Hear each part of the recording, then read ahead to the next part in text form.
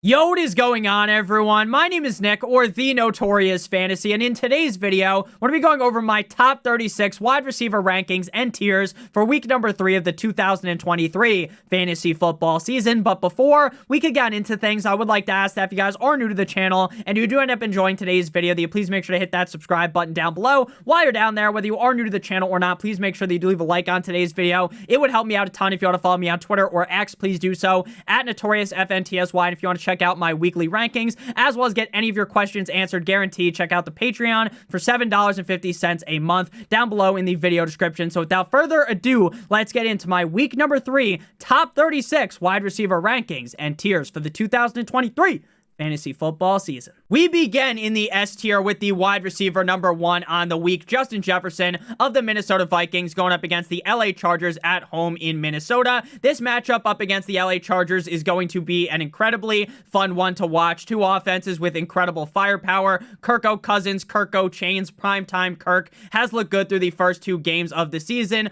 Obviously, the Vikings record is no bueno at 0-2, but I do think Kirk Cousins is going to feed the rock to Justin Jefferson a ton in this game. Think there's going to be a lot of points scored in this one. I think Justin Jefferson at the end of the week sits atop the Iron Throne as the wide receiver number 1, currently the wide receiver number 3 on the season in PPR. At number 2, we have Tyreek Hill of the Miami Dolphins going up against the Denver Broncos at home in Miami. A down week 2 in comparison to week 1, where he had over 200 yards, 10 plus receptions, and 2 touchdowns, but he still scored a touchdown last week and had 40 receiving yards with 5 receptions. I think this week up against Patrick Surtain and the Denver Broncos, Tyreek Hill has yet another great performance. The availability of Jalen Waddle is still up in the air, and I think if Jalen Waddle does not end up playing with that concussion, that we might see Tua Tagovailoa force feed the ball to Tyreek Hill, and maybe we get a repeat of week number 1. At number 3, we have CeeDee Lamb, the Lambster of the Dallas Cowboys, going up against the Arizona Cardinals in Arizona. My only worry for this game for CeeDee Lamb is that this is a repeat of week number 1. In week number 1,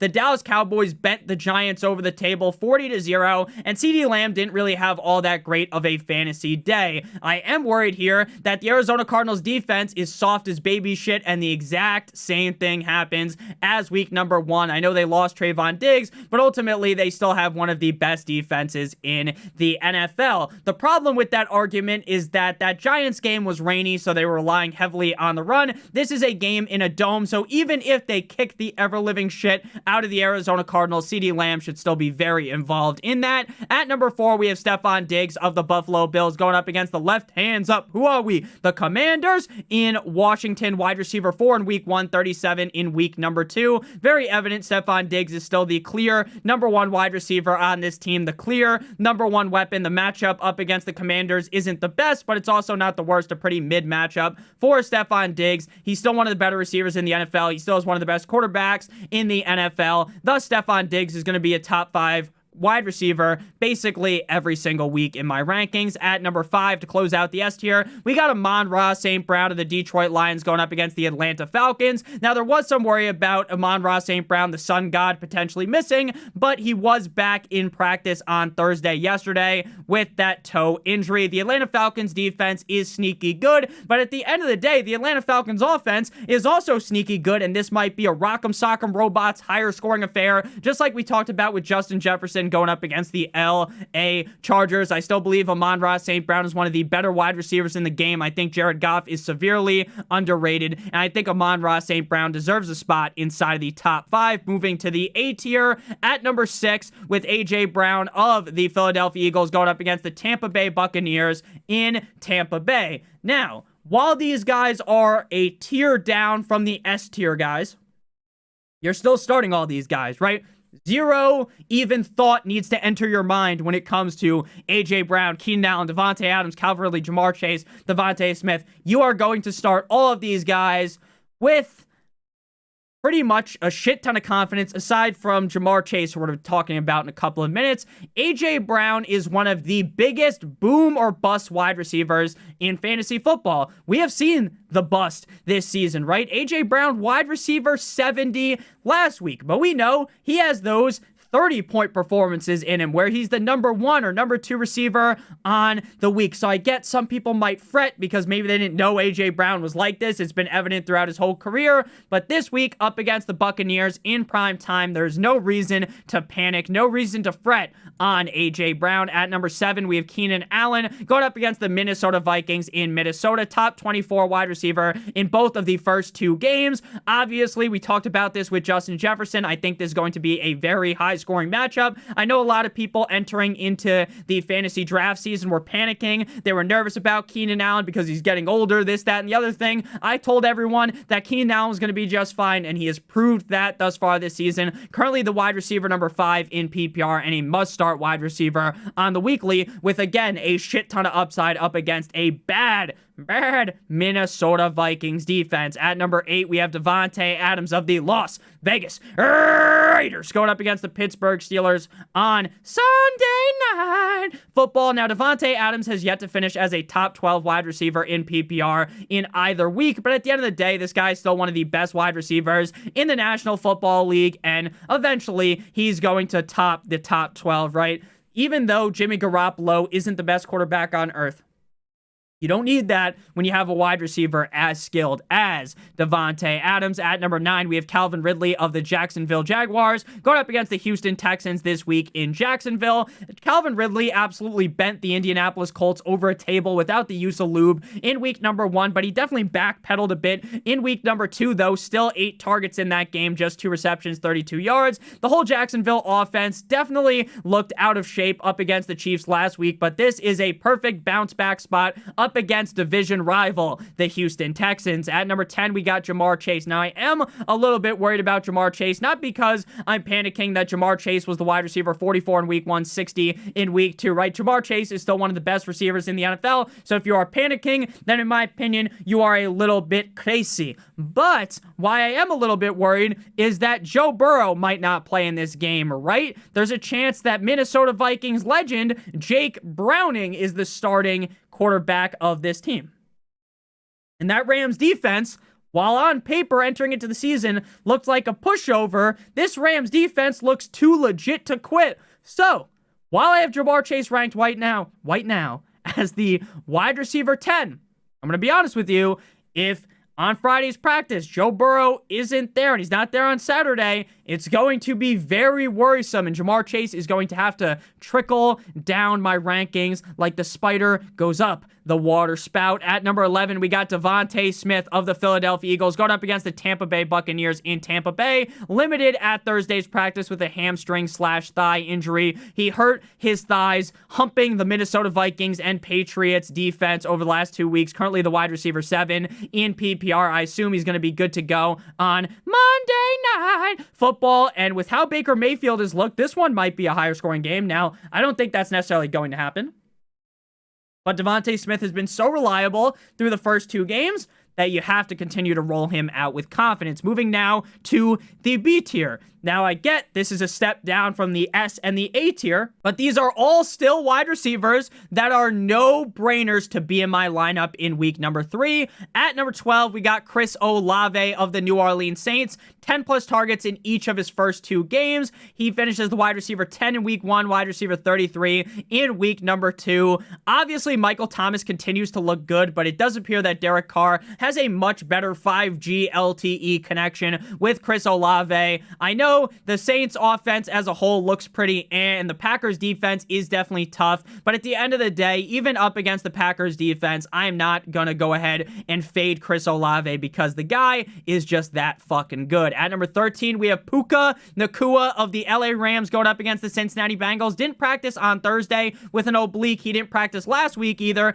and then ended up having an absolutely nuclear performance like his name was fucking Oppenheimer up against the 49ers defense. A top 10 wide receiver in both of his first NFL starts. Now, I know once Cooper Kupp comes back, or if Cooper Kupp comes back, maybe we need to backtrack a little bit on Puka Nacua, but right now, people need to start putting respect on this motherfucker's name as a must-start wide receiver weekly. This matchup up against the Cincinnati Bengals, if Joe Burrow plays, has all of the makings of one of those really high-scoring games. I think even if Joe Burrow doesn't play and Jake Browning is in as the signal caller of the Bengals, The Rams aren't going to let off the gas. The Rams are all gas, no brakes. Sean McVay, Matthew Stafford, and Puka Nacua have been eating breakfast like him and Cooper Kupp did in the past. And we all know, once you're in the Breakfast Club, you are going to dominate in fantasy football. At number 14, we got Mike Williams of the LA Chargers going up against the Minnesota Vikings in Minnesota. A lot of people got nervous after week 1 against the Dolphins, thinking, oh my God, Mike Williams didn't perform that well. Nick,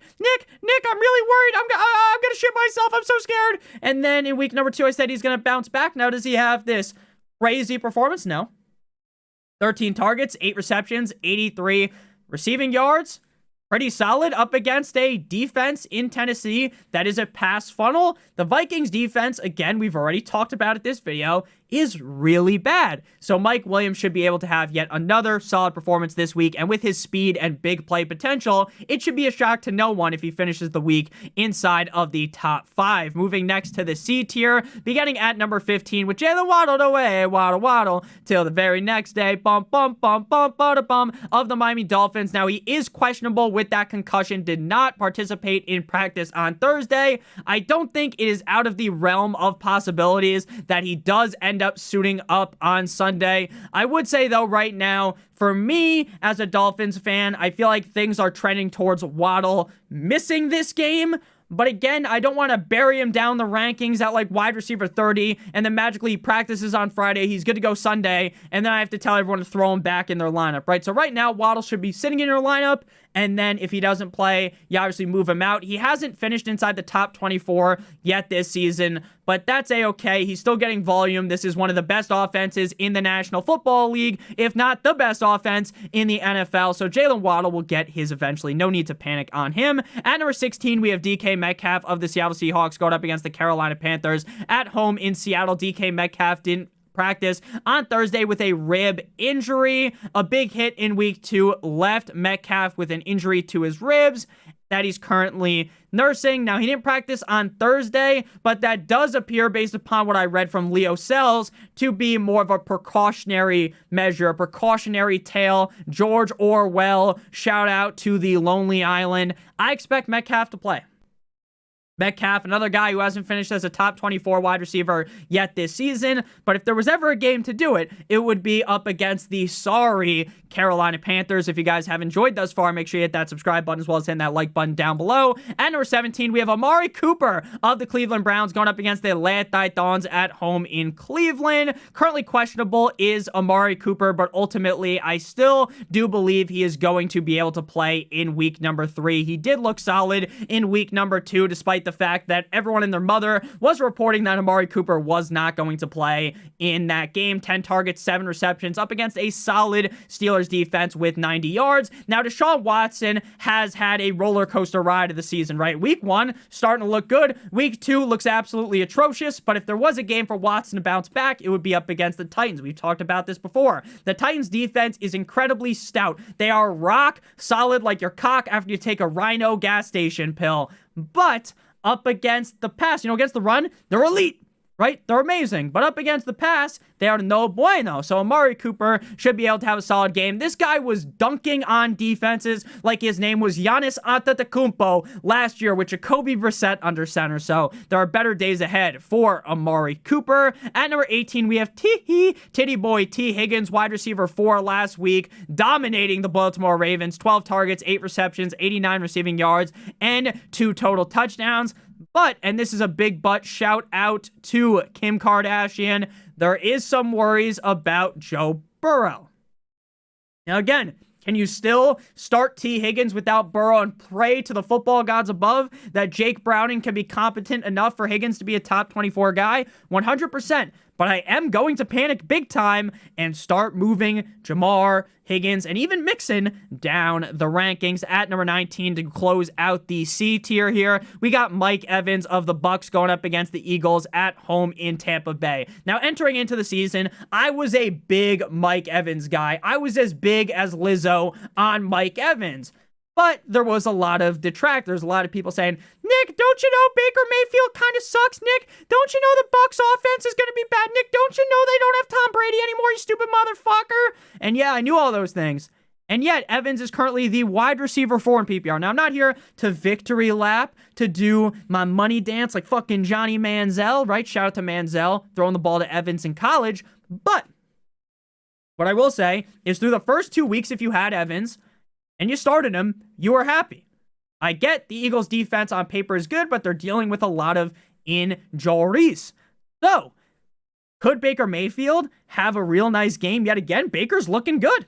Baker really is looking good. Evans has looked good. So again, there is something that I talk about every single year in fantasy football. It is the heat argument, or the heating up argument, right? Mike Evans is on fucking fire NBA Jam style right now. You try to touch him, you're going to burn yourself, right? Wide receiver 13 and 3 in the first 2 games. Wide receiver 4 on the season in PPR. Are you really going to sit the wide receiver number 4 on the season?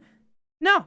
And again, maybe I have him ranked too low at wide receiver 19. I feel like this might be a downward slope for Evans type of game, but still pretty safe as a top 20, top 24 wide receiver. And it wouldn't shock me, again, I have him ranked as wide receiver 19, if he was like a top 12 wide receiver yet again. But we are due for a down Baker game, but maybe not, right? Maybe Baker's turned the other leaf, turned the other page, and maybe Baker is going to be the franchise guy for the Buccaneers moving into the D tier. But before we do so, I would like to give you guys a quick word from our friends and our sponsor over at Manscaped. Fresh ball fall is upon us, and you need to be in the festive spirit. Light a candle, get some pumpkin spice, and make sure your balls are looking nice with the sponsor of today's show, Manscaped. Nature may clear the leaves of their trees, but you'll need Manscaped's help to get you ready for that sweater weather. Get your pants puppies prepared for cuffing season with a trim as refreshing as a fall breeze by going to manscaped.com and using code Notorious for 20% off plus free shipping. Manscaped has some of the greatest tools for grooming as a guy. As someone that has used some other products and things haven't went too well, I will assure you that Manscaped is on the top of the line. Again, bring in fall right and get 20% off and free shipping with the code Notorious at manscaped.com. That's 20% off with free shipping at manscaped.com, and use promo code Notorious as the leaves fall. Make sure you have it all with Manscaped. Back on into things at number 20. Again, if you have enjoyed, hit that like, hit that subscribe button. Tyler Lockett in my pocket. Skirt of the Seahawks. Now, if DK Metcalf doesn't end up playing, I would elevate Lockett close to where DK Metcalf is inside of the top 18 at the wide receiver position. Lockett is one of those guys that is very hot and cold, right? Week 1, wide receiver 90. Week 2, 2 touchdowns. Wide receiver 6 up against the Lions. Again, the Carolina Panthers defense is a steaming pile of dog shit, so I like the upside of Lockett. It really doesn't feel like JSN has too much of a role carved into this offense just yet. Geno Smith bounced back after a piss poor week number 1, so I think Lockett's going to be fine going forward. He has some really solid matchups coming up. Carolina, New York, then he's got the bye, then Cincinnati, Arizona, Cleveland, Baltimore, Washington. Like a lot of games where Tyler Lockett can shaggy, get him wet here.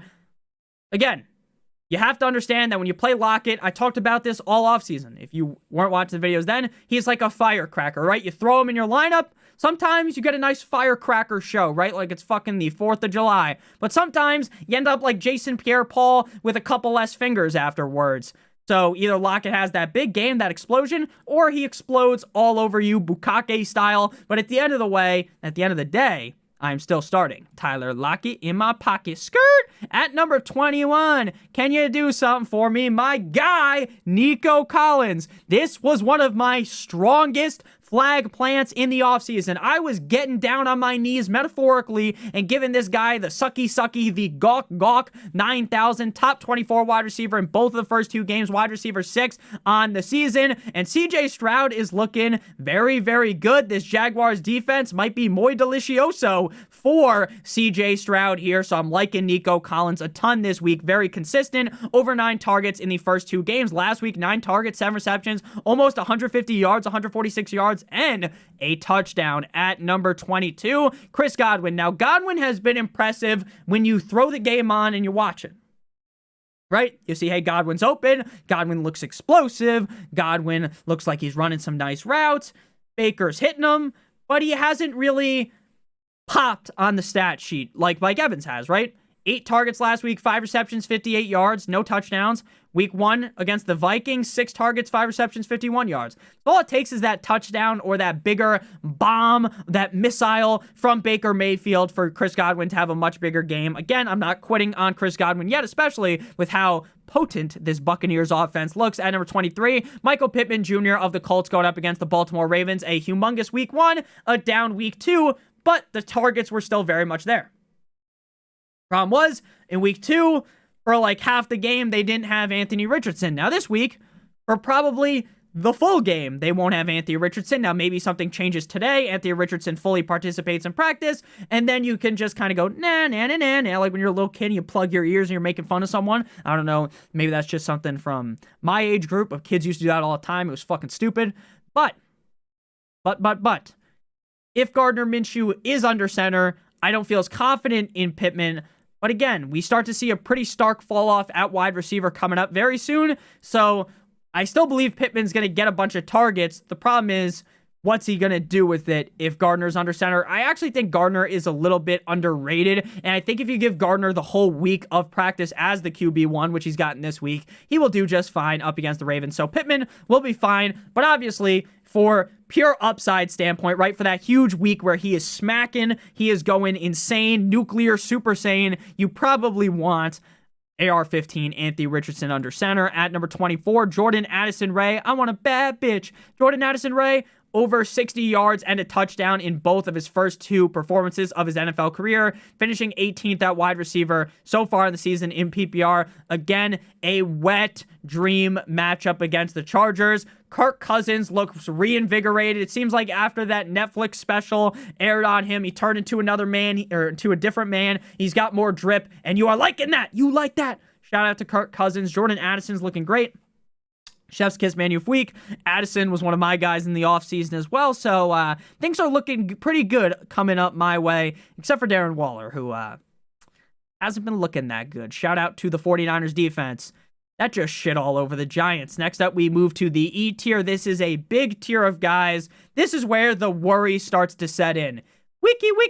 DJ Moore of the Bears going up against the Chiefs in in Kansas City. At Kansas City. 7 targets, 6 receptions, 100+ yards, 26th at wide receiver on the week. Please, Justin Fields, figure it out. Because if Justin Fields could figure things out and throw the ball just somewhat accurately to Moore and actually hit these open receivers, then this game could be the Rock'em Sock'em Robots high-scoring game, right? If you told me entering into the season, before we saw what a fucking unmitigated disaster the Bears offense was, if you said, Nick, how many points do you think are going to be scored in the Bears versus the Bengals game in week 3? I was higher than some giraffe coochie on the Chicago Bears, right? I thought Justin Fields, Khalil Herbert, as well as DJ Moore were going to go nuclear. That hasn't happened yet.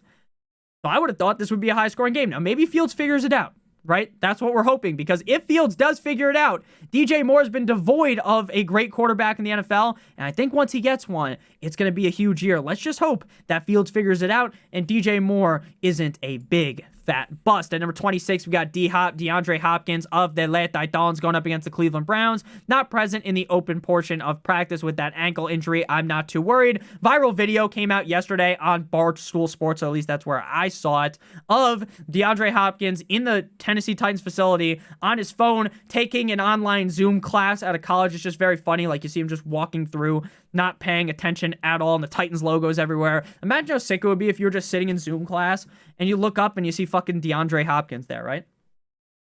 That'd be crazy. That would be crazy. I would try to become friends with DeAndre Hopkins, but I don't think me and DeAndre Hopkins have many things alike, right? This guy's very tall. I'm kind of short. He's good at football. I talk about football. Probably doesn't like fantasy people, right? A lot of these NFL players don't like fantasy people because of how some people treat these players, right? Alexander Madison, people are slinging shit at this guy.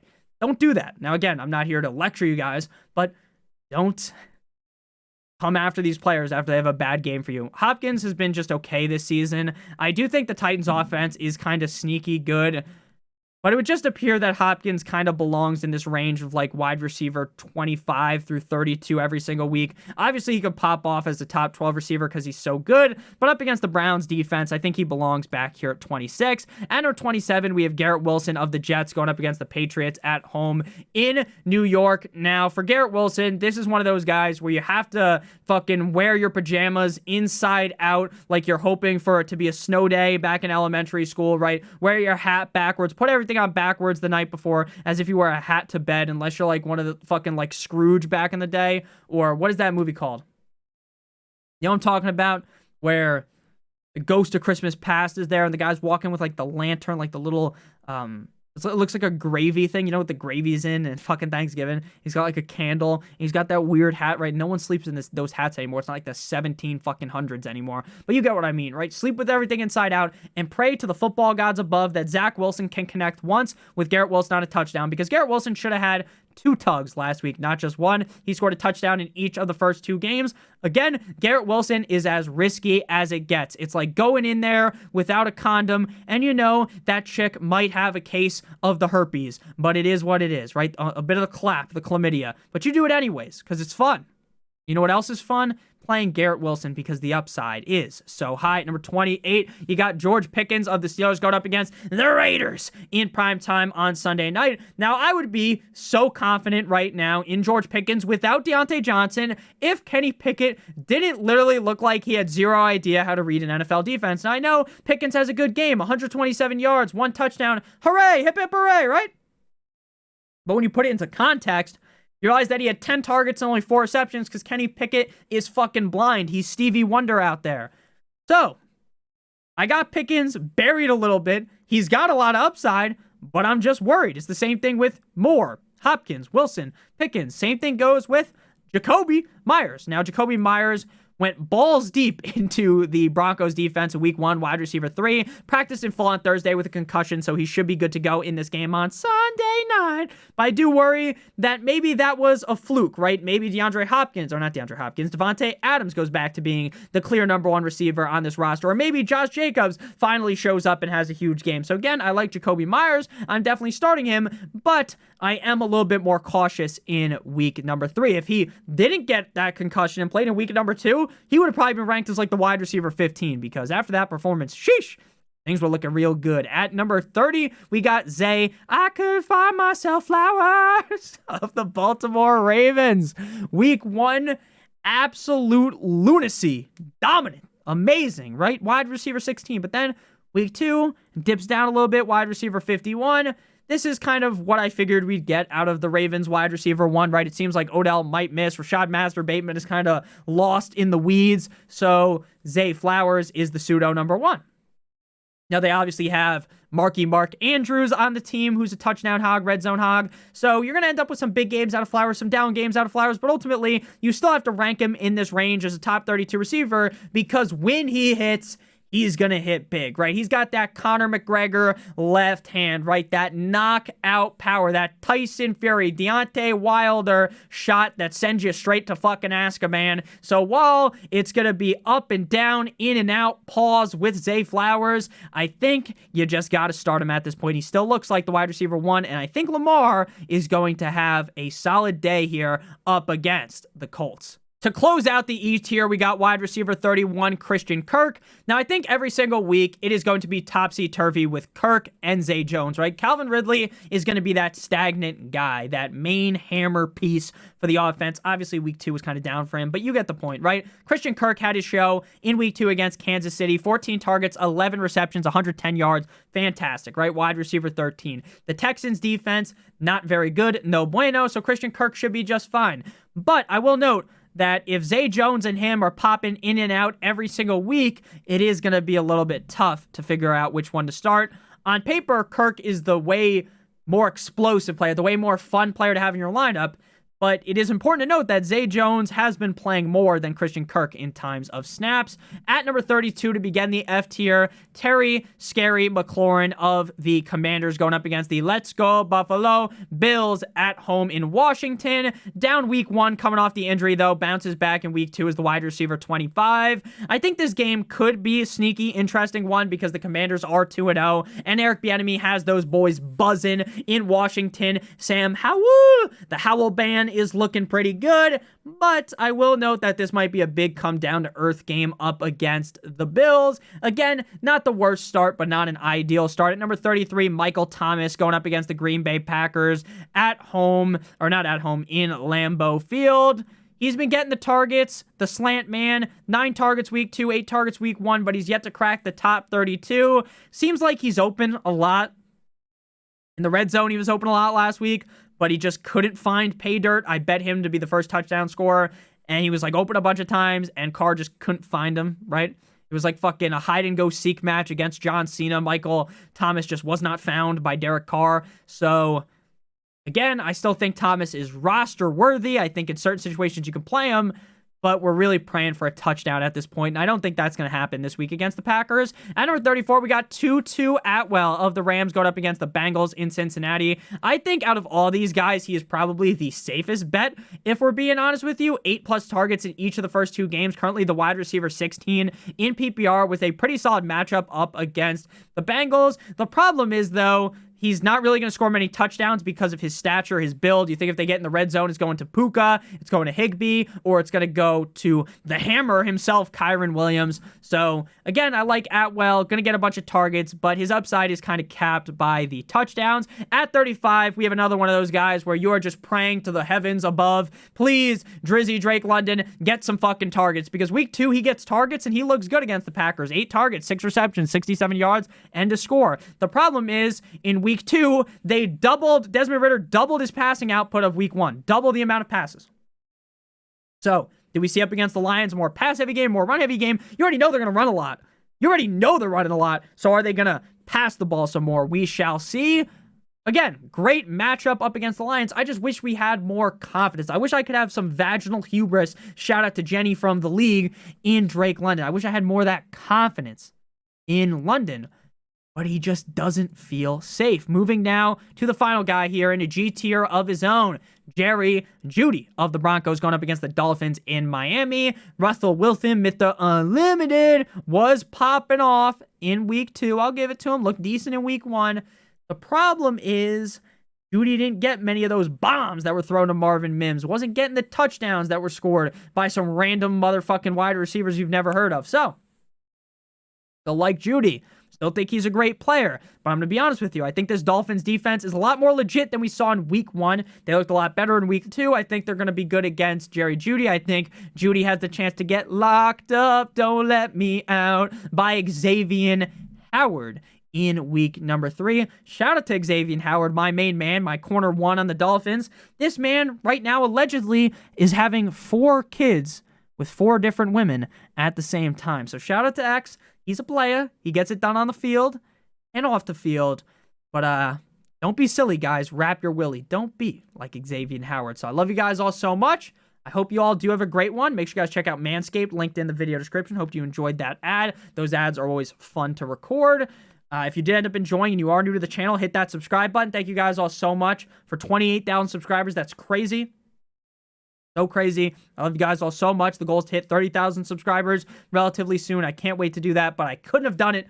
All right, I can't do it without you guys. Without you guys, this is all impossible. I want to thank you guys from deep down in my heart. Thank you guys so much for everything.